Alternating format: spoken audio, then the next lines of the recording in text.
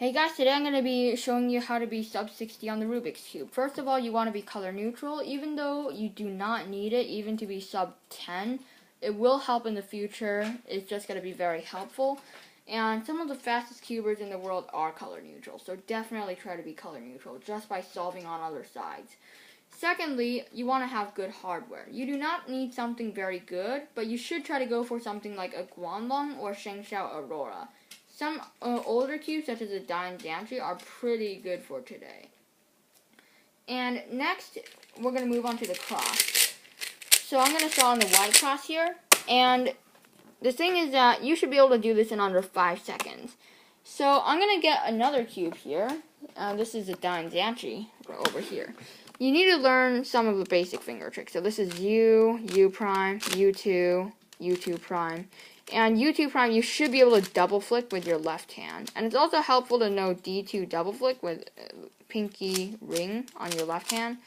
You do not really need it on your right hand as much. So as you can see, I'm a bit faster on my left hand. And you do need to learn some of the F moves like this, or like this with your thumb, or mirror of that, depending on whether you're left-handed or not. So just the same for the cross. So here,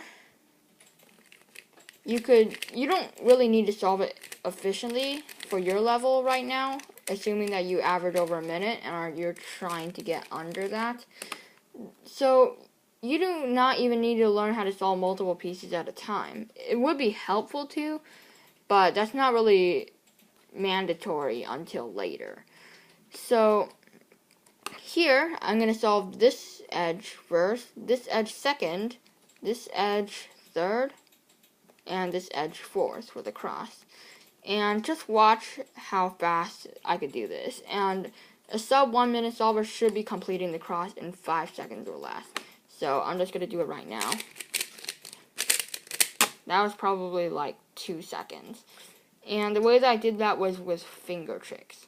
It was probably over 9 moves, which is like the maximum for advanced people, but it's still pretty fast. So it's the only reason why it's important to have efficient crosses is for look ahead. And actually there are a few other reasons, but I won't get into that. Just make sure that you could turn fast.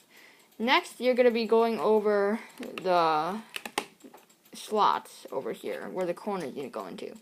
And here you could just do triple RU, R prime, U prime. And then here you only need to do it once. So you need to be able to recognize how many times you need to do it. And then for a time like, let's say this for an example. This one, you have to do it 5 times, which might take longer than just doing the inverse of it once. So you should probably take a look at those as well. Learn these kind of special algorithms. Next, when you're using this algorithm, you want to finger trick it differently, but you could use the same algorithm. So here's the same, but let's say over here, when it needs to go down towards the right, it's better to use this algorithm, assuming that you're right-handed. So you do RU prime, R prime the same way, but instead of doing U prime and then rotating, you do F, R prime, F prime, R, because doing these kind of sledgehammer moves are faster than rotating. So here, you could do the same thing, and which is just with a rotation, but that's probably okay. Now I'm going to go to the dot case, and here's something very important. You need to know which case you get once you see it, and you need to be able to solve the whole thing in 5 seconds or less. So you have to know exactly which algorithm you need to do.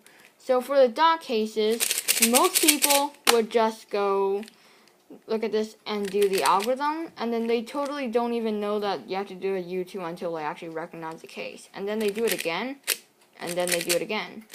But there are better algorithms for edge orientation. Here, you could just keep it the same, but for a case like this, you could just do the inverse of that algorithm.